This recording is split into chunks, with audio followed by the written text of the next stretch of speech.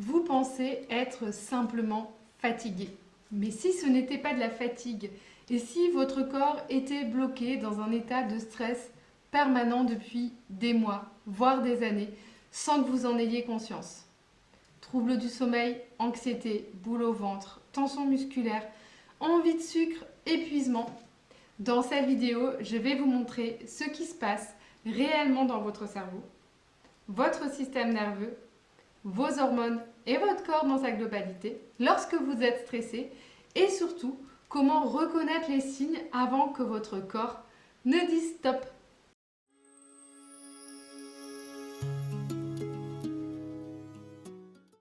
Bonjour et bienvenue. Je suis Laetitia Redel, docteure en biologie et naturopathe spécialisée dans la gestion du stress. Sur ma chaîne, je vous parle sans tabou du stress, de l'anxiété et des solutions naturelles à votre bien-être. Mon objectif, vous partager des solutions concrètes et naturelles pour retrouver votre énergie, votre sérénité et votre joie de vivre. Alors, si ces contenus vous intéressent, abonnez-vous et laissez un petit pouce bleu. C'est le meilleur moyen de soutenir mon travail et de ne manquer aucune vidéo. Alors, installez-vous confortablement et c'est parti. Allez, c'est parti pour la vidéo Comprendre le stress et ses effets sur le corps.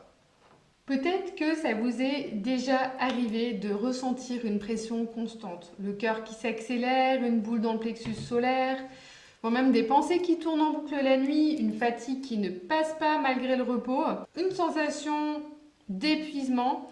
Mais ce que peu de personnes savent, c'est que le stress, c'est un phénomène biologique qui est extrêmement précis, qui implique votre cerveau, vos hormones, votre système nerveux et même, bien évidemment, vos cellules. Et surtout, donc moi je vais me présenter rapidement, même si vous avez entendu mon intro. Je m'appelle Laetitia Redel, je suis naturopathe, je suis spécialisée dans la gestion du stress. Je suis également docteur en biologie, diplômée de l'Université de Strasbourg, naturopathe certifiée de l'école Planta Santé en 2020. J'ai fait le cursus également d'aromathérapie intensive en 2019 et des fleurs de bac en 2019. Finalement, ce qui est important de retenir, c'est que comprendre le stress change tout. Parce que quand on comprend ce qui se passe dans notre corps, on peut commencer à réguler ces mécanismes et retrouver un équilibre. Et dans cette vidéo, je vais vous expliquer ce qu'est véritablement le stress, ce qui se passe dans votre corps quand vous êtes stressé et comment reconnaître les différentes phases du stress. Pourquoi un stress prolongé peut conduire à l'épuisement, voire au burn-out. Mon objectif est que vous repartiez de cette vidéo avec une vraie compréhension de ce que vous vivez. Donc la définition, on va commencer par la définition scientifique du stress. Le stress, c'est une réponse normale d'adaptation de l'organisme à une situation difficile ou menaçante. On l'appelle aussi le SGA, le syndrome général d'adaptation. Il a montré que lorsque l'organisme fait face à une situation de danger, il met en place une réponse biologique qui est très précise. Et cette réponse, elle est connue sous le nom de fight or flight, donc combattre ou fuir. Et face à un danger, notre organisme n'a que deux possibilités. Soit il affronte le danger, soit il le fuit. Et dans les deux cas, le corps se prépare à agir. En vérité, il y a une troisième possibilité pour le corps, mais on y reviendra un peu plus tard. Et bien évidemment, cela déclenche une cascade de réactions. Des réactions physiologiques, hormonales, nerveuses et comportementales. Et ce mécanisme, il est absolument vital. Sans stress, nous ne pourrions pas survivre. Ça fait partie, comme son nom l'indique, syndrome général d'adaptation, de nos facultés d'adaptation et de survie. Le problème n'est donc pas le stress en lui-même, mais le stress prolongé. Le fait que le corps n'arrive pas à un moment donné à revenir à un sentiment de sécurité et de repos. On va distinguer deux types de stress. Le stress aigu, c'est une réponse intense mais temporaire. Et il peut apparaître par exemple lors d'un conflit, d'un accident, d'un événement imprévu, d'une surcharge de travail. Les symptômes peuvent être très forts, mais ils disparaissent lorsque la situation se termine. Ça, c'est quand le corps, finalement, il a encore ses capacités de régulation du système nerveux qui lui permettent à un moment donné de revenir à un état de repos. Quelquefois, le corps a perdu cette capacité-là. Et il y a un autre type de stress qui se met en place, c'est le stress chronique. Il est complètement différent. Ici, la situation stressante se prolonge dans le temps et l'organisme ne revient plus à l'équilibre.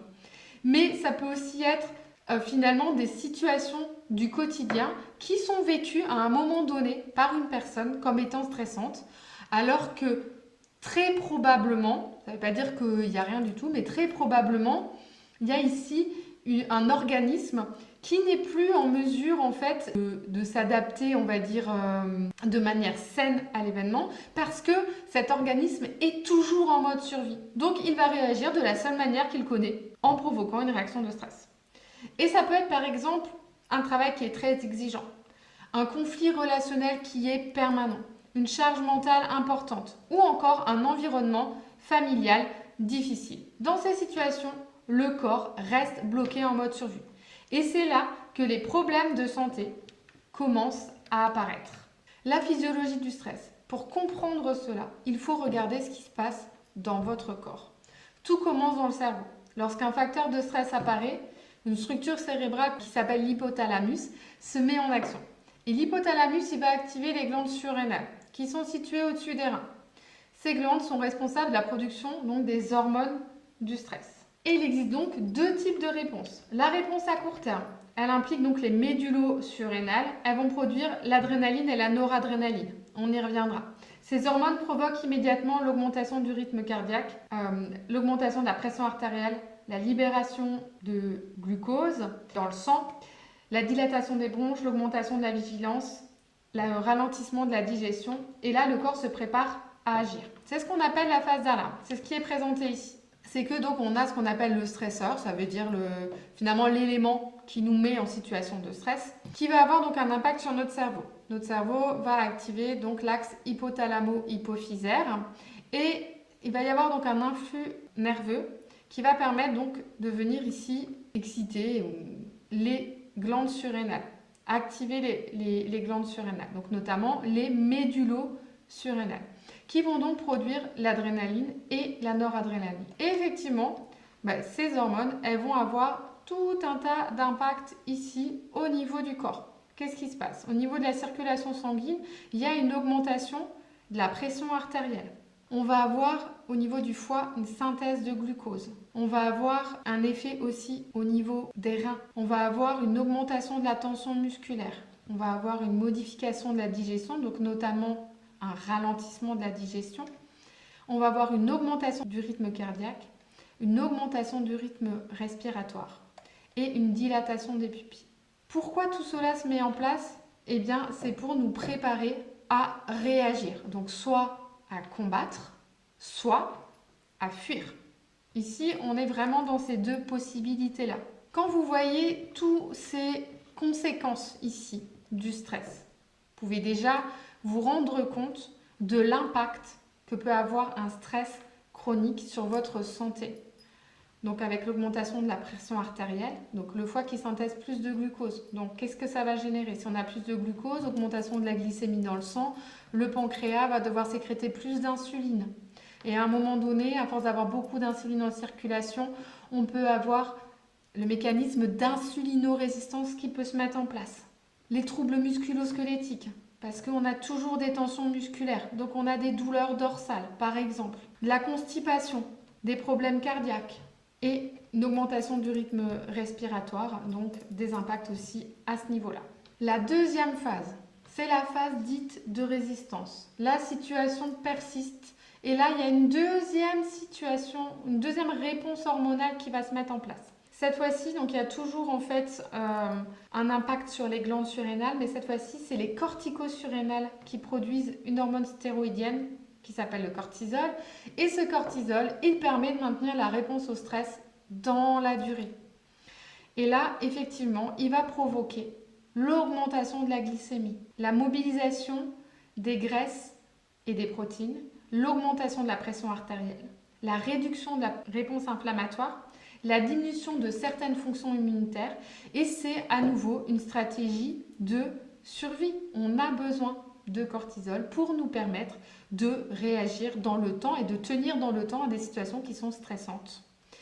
Et le cortisol exerce donc aussi un rétrocontrôle sur le cerveau pour qu'il calme la réaction d'adaptation. Donc la stimulation en fait ici de l'axe hypothalamo-hypophysaire sur les surrénales, effectivement, ça. Et puis il y a une troisième phase.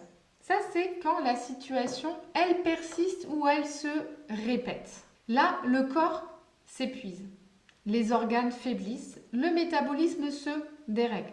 Le stress chronique, il peut altérer le cerveau, l'hippocampe, le système immunitaire, la digestion, la peau, le cœur, etc. Les maladies liées au stress peuvent inclure l'hypertension, l'eczéma, les troubles digestifs, l'anxiété, la dépression, les infections à répétition, les migraines, etc. En résumé, le stress à court terme est un allié parce qu'il nous permet de nous adapter et de survivre. Le stress prolongé, alors devient un ennemi, c'est peut-être pas forcément la bonne expression, j'aurais peut-être dû changer ici.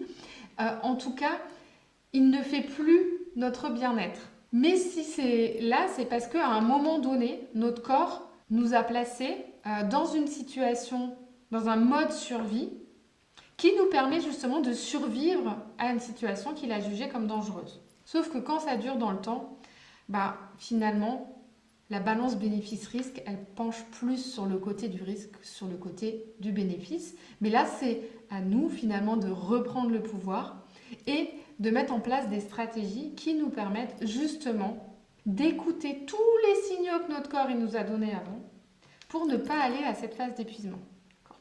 Donc dans la phase d'épuisement, le stresseur est toujours là et cette fois-ci, le cortisol, il sature le cerveau, donc le rétrocontrôle ne se fait plus.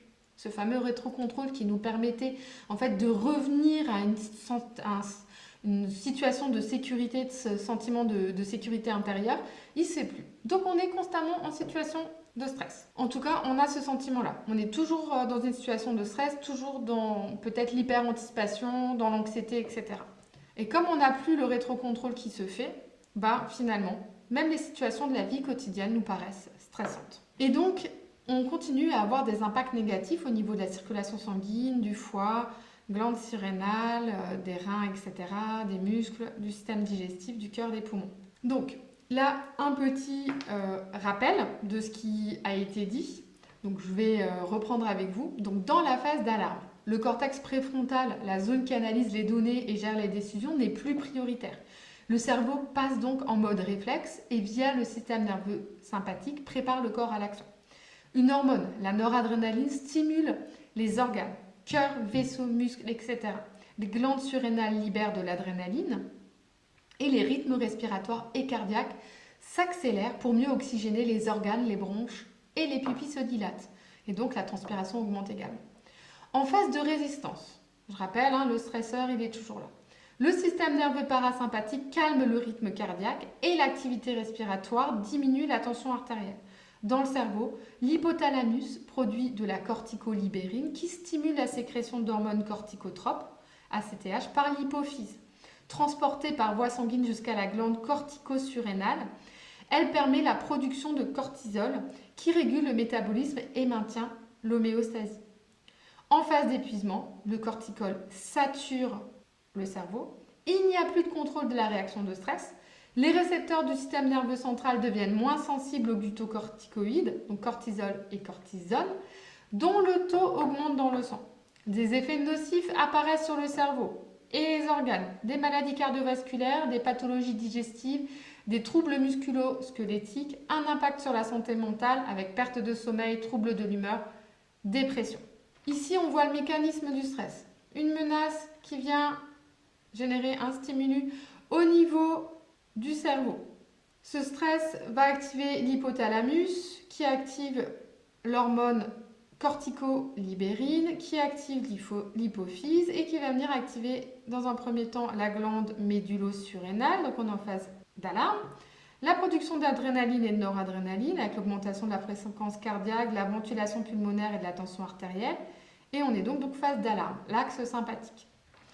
En phase de résistance, on active la glande cortico-surrénale, production de cortisol, donc apport d'éléments énergétiques, risque cardiovasculaire, et on est en phase de résistance. Ici, on va venir activer l'hippocampe. Donc pour la mémoire, et l'apprentissage. Puis on va venir freiner donc l'axe hypothalamo-hypophysaire.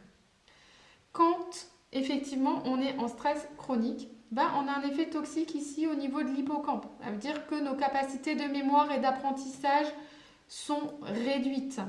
Et on ne freine plus ici l'axe hypothalamo-hypophysaire. Ça veut dire que constamment, on vient, quand on a des petits stress à la vie courante, on vient activer ici l'adrénaline et la nora. Et puis en même temps, on a une sécrétion de cortisol qui vient entretenir cela et c'est le cercle vicieux. Le système nerveux. Pour moi, c'était important de faire cette vidéo et d'inclure une petite introduction justement au rôle du système nerveux. Le stress, il implique également le système nerveux autonome. On en a un petit peu parlé avec cette branche sympathique. Donc ce système, il comporte deux branches. Le système sympathique est celui de l'action, le système parasympathique est celui de la récupération. Quand vous êtes stressé, le système sympathique domine. Le cœur accélère, la respiration accélère et la digestion a ralenti. Quand vous êtes détendu, le parasympathique prend le relais, la digestion fonctionne, le cœur ralentit et le corps récupère.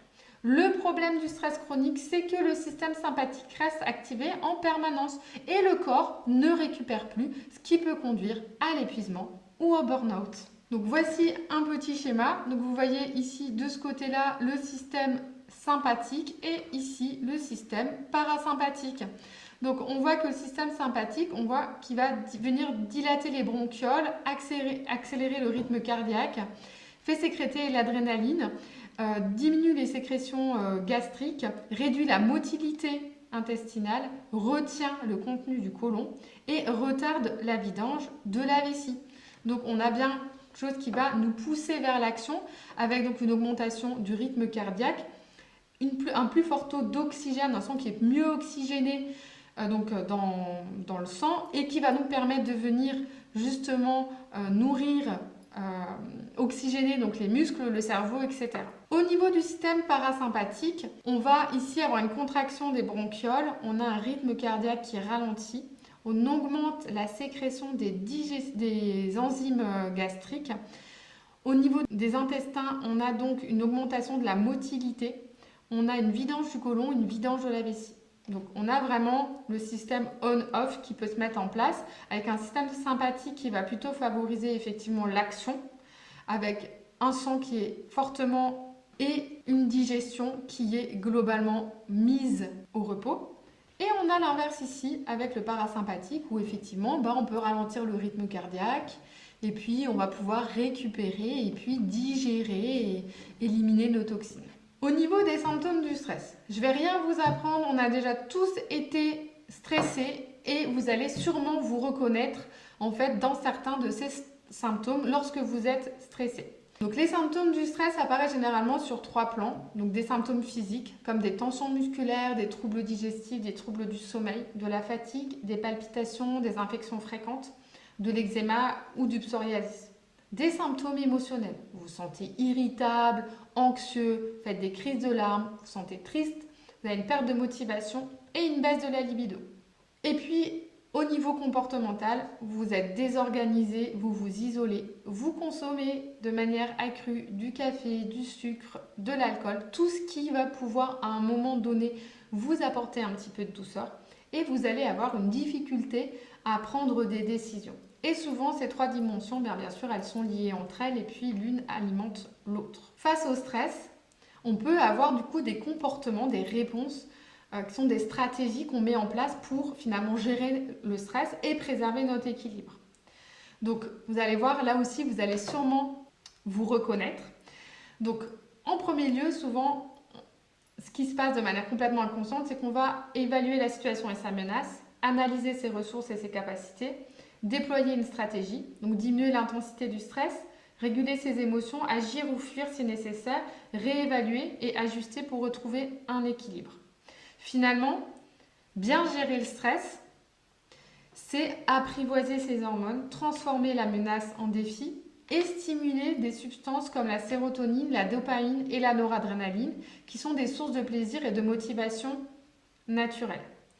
Donc, on voit ici sur cette image 2 modes deux façons en fait de se comporter face au stress. Le premier mode, c'est le mode automatique. Là, vous allez voir, vous allez peut-être vous reconnaître. Donc, on va agir par routine ou par habitude. On va persévérer même quand tout nous dit d'arrêter. Donc, on est souvent rigide. On refuse de penser qu'on est stressé. On va à la simplification ultime. C'est là qu'on a des certitudes, qu'on fait de l'empirisme et qu'on veut absolument bien rentrer dans le moule de l'image sociale. Quand on a un comportement adaptatif, on est curieux et ouvert, on fait preuve de souplesse et d'adaptation. On accepte que certaines choses ne fonctionnent pas, par exemple. On va dans la nuance, on relativise, on prend du recul, on a une réflexion logique, mais aussi des fois intuitive.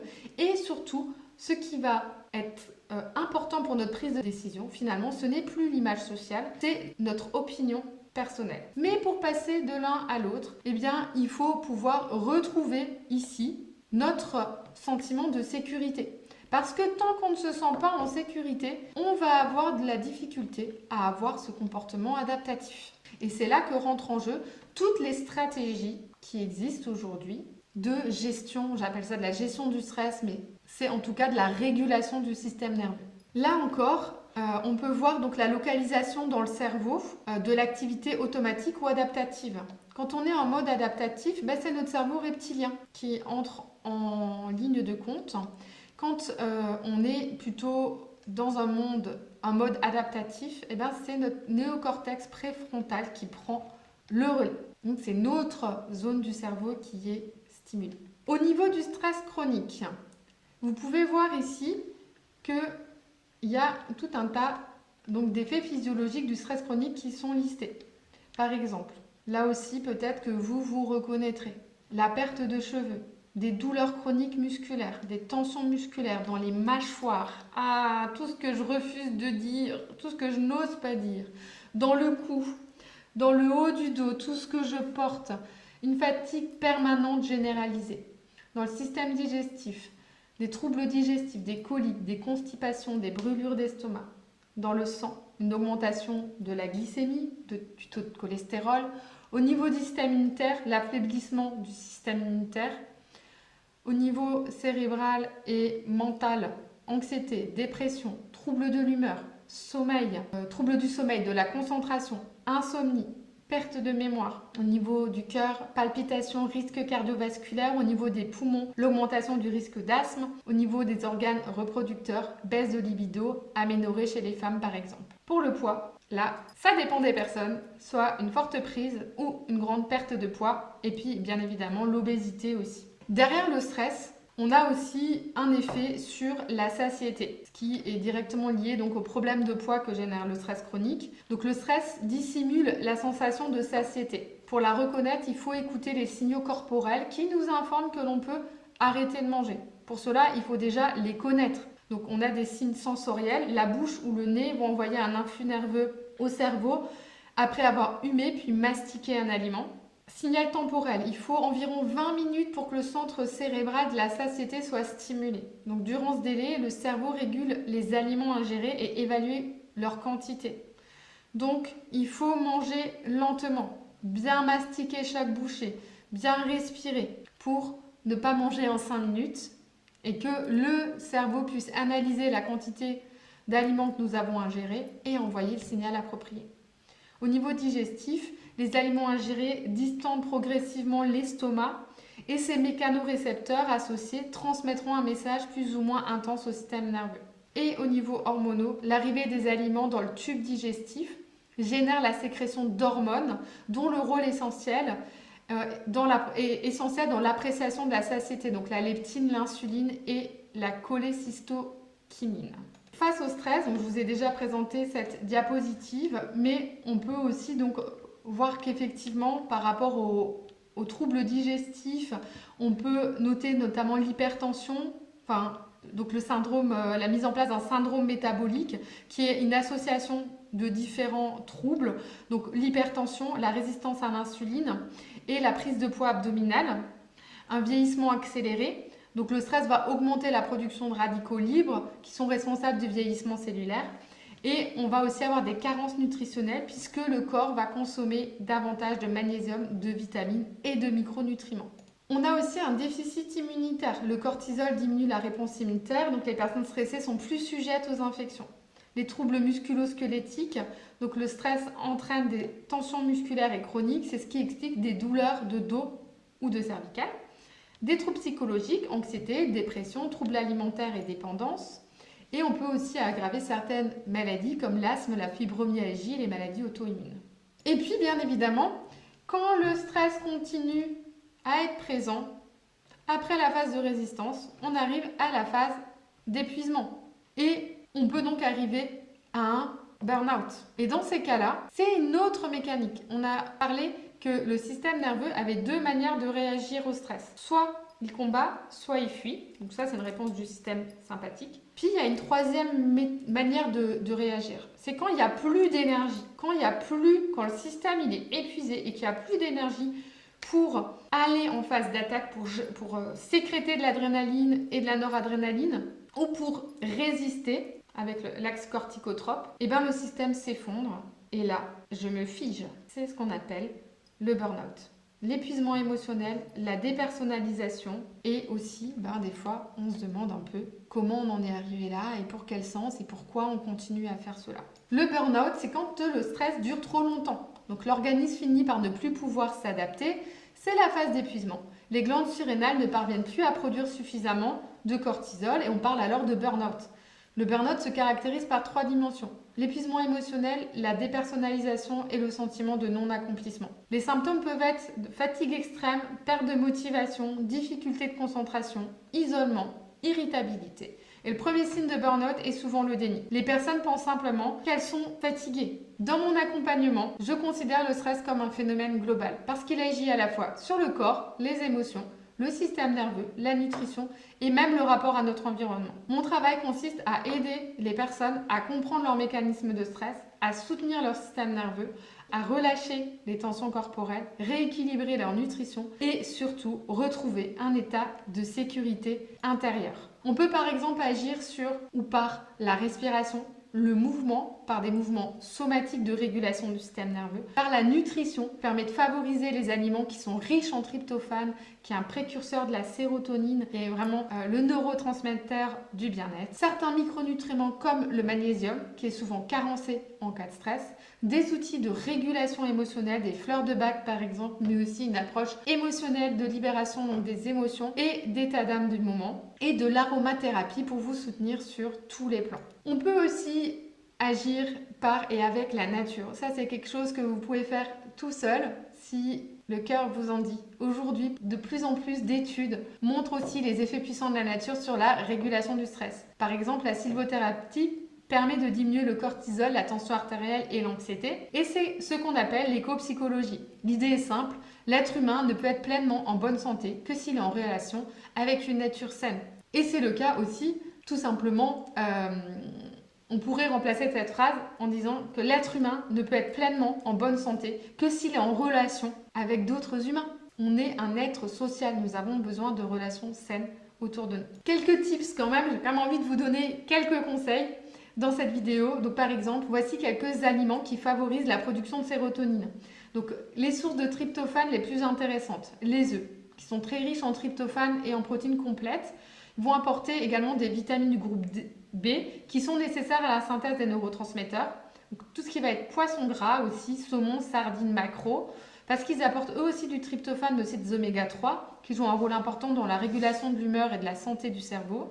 Les graines et oléagineux, donc graines de courge, graines de sésame, amandes, noix de cajou, ce sont là aussi d'excellentes sources de tryptophane et de magnésium, deux éléments clés dans la gestion du stress. Donc ça, c'est déjà quelque chose sur lequel vous pouvez agir, sachant que ça va être beaucoup plus intéressant d'avoir ces sources de tryptophane donc le matin, puisqu'on va avoir besoin le matin plutôt d'aliments protéinés. On peut aussi aller rechercher les légumineuses, les pois chiches, les lentilles et haricots rouges. Là aussi, apporte du tryptophane et aussi des glucides complexes qui facilitent son passage vers le cerveau. Le cacao et le chocolat noir, là aussi, contient du tryptophane et des précurseurs de neurotransmetteurs. C'est aussi une source intéressante de magnésium, souvent consommée en période de stress. Les produits fermentés, yaourt, kéfir, tempeh, ils soutiennent le microbiote intestinal qui joue un rôle majeur dans la production de sérotonine. Donc près de 90% de la sérotonine est produite dans l'intestin, il faut le savoir. Donc important de bien manger.